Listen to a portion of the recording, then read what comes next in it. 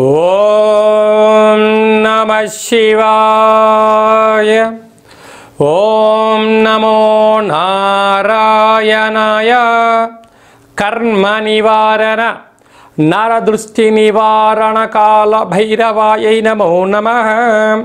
ఓం వజ్రణకాయ విద్మహే తీక్షణ దగ్గుష్ఠాయ ధీమహి తన్నో లక్ష్మీ నవనారసింహస్వామి ప్రచోదయాతు. హరి ఓం. మా ఛానల్కి స్వాగతం. చూస్తున్న వీక్షకులకు, ప్రేక్షకులకు, ప్రియ కాల భైరవ భగవద్బంధులకి స్వాగతం పలుకుతూ, జ్యోతిష అభిమానులకు, సనాతన ధర్మ సంరక్షకులు అందరికీ కూడా నరసింహస్వామి వారి యొక్క జయంతి శుభాకాంక్షలు. అందరిపైనను కరుణ, కటాక్ష, దయ కలిగించాలని కోరుకుంటూ ఆశీర్వచనం. 1/5/2025 నుండి 15/5/2025 వరకు పుట్టినటువంటి వారందరికీ కూడా జన్మదిన శుభాకాంక్షలు. అలాగనే ద్వాదశ రాశుల్లో గ్రహ గమనాన్ని ఒకసారి వీక్షింపచేద్దాం. మేషరాశిలో రవి భగవానుడు ఏడాది తర్వాత సంచార స్థితి. వృషభ రాశిలో దేవగురు బృహస్పతి చివరార్ధ సంచార స్థితి. కర్కాటక రాశిలో కుజ భగవానుడు నీచభంగ రాజయోగ సంచార స్థితి. కన్యరాశిలో కేతు సంచార స్థితి. మీనరాశిలో చతుర్గ్రహ సంచార స్థితి.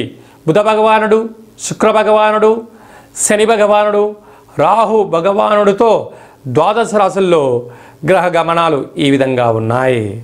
మిథున రాశి వారికి దేవగురు బృహస్పతి రాశిలోకి ఆగమన కాల సమయంలో శ్రీ నరసింహస్వామి యొక్క జయంతి రావడం, స్వామివారి ఆశీస్సులు పొంది దేవగురు బృహస్పతి యొక్క ఆశీస్సులు ఎలా పొందాలో ఈ వీడియోలో సవివరంగా సంపూర్ణంగా తెలుసుకుందాం. మిథున రాశిలో ఏ నక్షత్రాలు వస్తాయిగా? మృగశిర నక్షత్రంలోని 3వ పాదం, 4వ పాదం, ఆరుద్ర నక్షత్రంలోని 4 పాదాలు, పునర్వసు నక్షత్రంలోని 1, 2, 3 పాదాలు కలిపితే మిథున రాశి. రాశాధిపతి బుధుడు. అలాగనే వీరికి 2వ స్థానంలో కుజ సంచార స్థితి ఉండడం వల్ల వీలైనంత వరకు డబ్బులను ఆచితూచి ఖర్చు పెట్టుకోగలగాలి.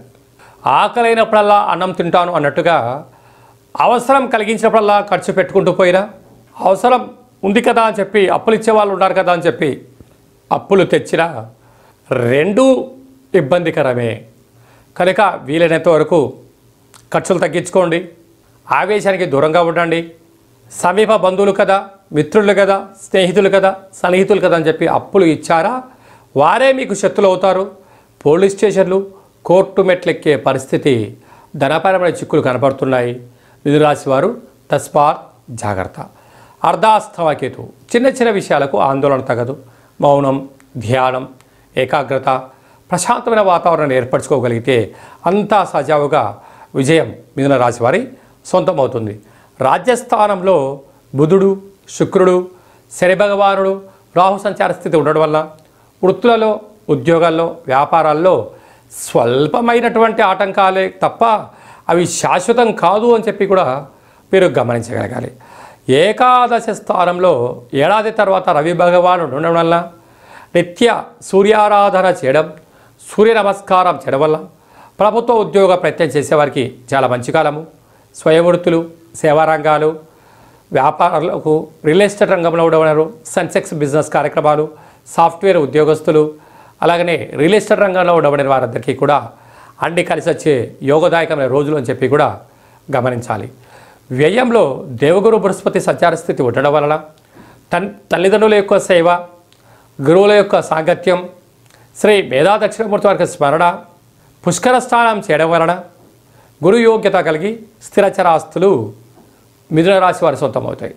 కనుక నరసింహస్వామి యొక్క జయంతి సందర్భంగా వీలైతే శనగపప్పును ఆ పాలల్లో వేసి స్వామివారికి అంటే చంద్రభగవానికి నైవేద్యంగా చూపించి తీర్థంగా స్వీకరించి బ్రాహ్మణుడికి దానం ఇవ్వడం కానీ, శివుడికి రుద్రాభిషేకం చేయడం కానీ, లేకపోతే ప్రవహించే నీటిలో కలపడం వలన విపరీతమైన జన ఆకర్షణ, ధన ఆకర్షణ మిథున రాశి వారి సొంతం కాబోతుంది. 1వ తారీఖు 5వ నెల 15వ తారీఖు లోపల ఎలాంటి మనము విజయాలు సాధించాలో ఈ వీడియోలో సవివరంగా సంపూర్ణంగా చెందుకున్నాం. శాస్త్రంలో మనకు ఏమని చెప్పారయ్యా అంటే ఆమాకావై అన్నారు. వైశాఖ మాసం అనగానే పండగలు, పర్వదినాలు, యజ్ఞాలు, యాగాలు, గృహప్రవేశాలు, దేవతా కళ్యాణ మహోత్సవ కార్యక్రమాలు, దేవతల యొక్క జయంతిని చాలా మనం అద్భుతంగా చేసుకుంటూ ఉంటాం. అలాగనే మనకు వైశాఖ మాసలో శుద్ధ పూర్ణిమకు ఒకరోజు ముందుగా శ్రీ నరసింహస్వామి వారి యొక్క జయంతి కనుక మనమందరము కూడా నరసింహస్వామి వారిని తులసిమాలలతో స్వామివారిని అలంకరించుకుందాం, స్వామివారికి ఆశీస్సులు పొందుదాం, స్వామివారి యొక్క జయంతి మహోత్సవ కార్యక్రమంలో పాల్గొందాం. అలాగనే మనకు లక్ష్మీదేవి యొక్క కృప కటాక్షం ఉంటేనే భూమండలం మీద మనిషి యొక్క జీవన గమనం ఉంటుంది. అంటే భక్తి అనేటువంటిది ఎప్పుడైతే మనము తత్వంలో ఉంటామో, ఆధ్యాత్మిక కార్యక్రమంలో ఉంటామో, భక్తి సేవలో ఉండబడిన వారందరికీ కూడా భగవంతుడు గొడుగు పడుతూ ఉంటాడు. అరాచకంలో ఉండబడిన వ్యక్తులకు పిడుగును వేస్తూ ఉంటాడు. కనుక మనకు అందరికీ కూడా స్వామివారికి ఆశీస్సులు నిండు పుష్కలంగా ఉండగలగాలి అన్నట్లయితే అంటే మనకు శుద్ధ పంచమి నుండి బహుళ ఏకాదశి వరకు అంటే బహుళ పంచమి వరకు చంద్రుడు బాగా కనపడుతూ ఉంటాడు. కొందరికి పరిస్థితి అనుకూలంగా లేని వారందరికీ కూడా ఓ చిన్న వెసులుబాటు కార్యక్రమం ఏమిటయ్యానగా రాత్రిపూట చీకటి పడ్డాక చంద్రభగవానుడు వచ్చిన తర్వాత ఒక వెడలపాటి పాత్రలో ఒక గ్లాసు పచ్చిపాలు, ఆవు పాలు కానీ ఏ పాలైనా కూడా ఆవు పాలు అయితే మరి శ్రేయోదాయకం.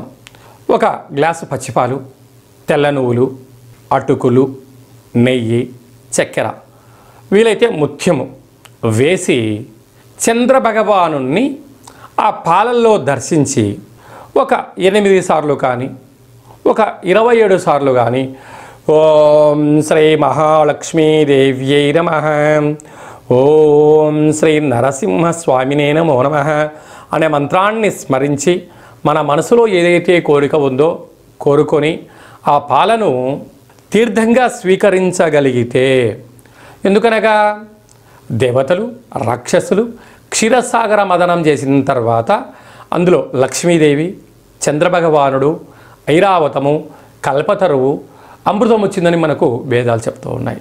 అలాంటి అమృతాన్ని ఏర్పాటు చేసుకొని చంద్రభగవాన్ని దర్శించి అలా తీర్థం తీసుకోవడం వలన సంవత్సరాంతము మనకు అద్భుతమైనటువంటి లక్ష్మీ కటాక్షము, మనశ్శాంతి, ఆయువృద్ధి కలుగుతుందని చెప్పి కూడా గమనించాలి.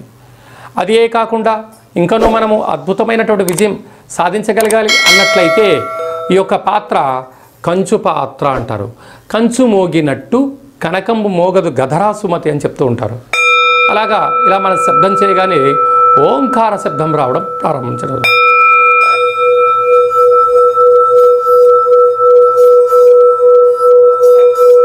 ఇలా ఓంకార శబ్దాన్ని సృష్టించడం వలన మనిషి శరీరంలో ఉండబడినటువంటి 7 చక్రాలు వికసించి ఇంట్లో ఉండబడిన దరిద్ర దేవత బయటికి వెళ్ళిపోయి లక్ష్మీదేవి యొక్క కటాక్షం కలిగి ఇల్లంతా సిరులతో కలకలలాడుతూ ఉంటుంది.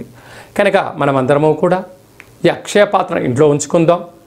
కావాలనుకున్న వారు కిందని మరి సంప్రదించినట్లయితే అక్షయ పాత్రతో పాటు ఒక కాలభైరవ హోమము, ఒక 27 రకాల వస్తువులతో, 16 రకాల కూరగాయలతో శాకాంబరి దిష్టి దిగించి మీకు పంపించడం జరుగుతుంది. కనుక స్వామివారి యొక్క ఆశీస్సులు పొందుతాం. అద్భుతమైన అష్ట కష్టాలకు స్వస్తి పలుకుతాం. అలాగే మీ వ్యక్తిగత జాతకం తెలుసుకోవాలనుకుంటున్నారా? మీరు పుట్టినటువంటి తేదీ, నెల, సంవత్సరం, సమయం మీరు రాసి వాట్సాప్లో పంపించగలిగినట్లయితే 100 సంవత్సరాల జాతకాన్ని సవివరంగా సంపూర్ణంగా వ్రాసి పంపించి మీరు పుట్టినప్పుడు గ్రహ గమనాలు ఎలా ఉన్నాయి, ప్రస్తుతం ఎలా ఉంటున్నాయి, రాబోయే కాలం ఎలా ఉండబోతున్నాయో సవివరంగా సంపూర్ణంగా తెలియజేయడం జరుగుతుంది. అలాగనే చాలామందికి పుట్టినటువంటి కాల సమయంలో డేట్ ఆఫ్ బర్త్లు లేనటువంటి కారణం వలన పేరు యొక్క మొదటి అక్షరాన్ని అనుసరిస్తూ రాశిని తెలియజేస్తూ రాశి యొక్క పరిస్థితిని తెలియజేస్తూ రమణ శాస్త్రం ద్వారా కాళభైరవ ఉపాసన చేత భూత, భవిష్యత్, వర్తమానాన్ని తెలియజేయడం జరుగుతుంది. కనుక ఆసక్తి గలవారు ఈ కింది నెంబర్ సంప్రదించి అపాయింట్మెంట్ తీసుకొని సంప్రదించగలరు. చాలామంది భార్యాభర్తలు తరచుగా గొడవ పడుతూ ఉంటారు. ఎందుకు గొడవ పడుతున్నారో ఒకసారి వాళ్ళకే తెలియని పరిస్థితి ఉంటుంది. జాతకంలో స్వల్పమైనటువంటి ఇబ్బందులు, గ్రహ దోషాలు, అలాంటప్పుడు వారిద్దరూ పాలు నీళ్ళలాగా కలిసేటువంటి సలహాలు, సూచనలు ఇవ్వడం జరుగుతుంటుంది.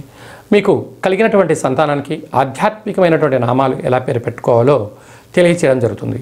అందరిపైనను శ్రీ కాళభైరవ స్వామి యొక్క ఆశీస్సులు ఉండాలని కోరుకుంటాం.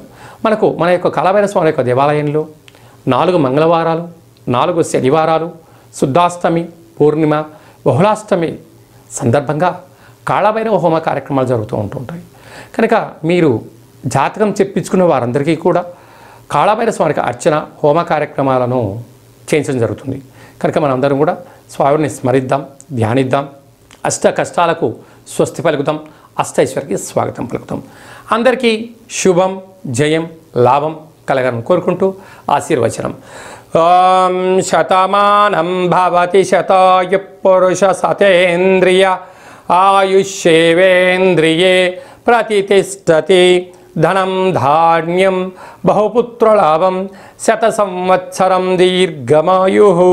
సర్వే జనా సుఖినో భవంతు, లోకా సమస్తా సుఖినో భవంతు. సర్వం శ్రీ నరసింహస్వామి దేవతార్పణమస్తు. హరి ఓం. ఈ వీడియో మీకు నచ్చినట్టయితే లైక్ చేయండి, షేర్ చేయండి, మా ఛానల్ని సబ్స్క్రైబ్ చేసుకోండి. ఆధ్యాత్మిక భక్తి సమాచారాన్ని భగవద్బంధువులకు, మిత్రులకు చేరవేయండి. శ్రీ నరసింహస్వామి ఆశీస్సులు పొందండి.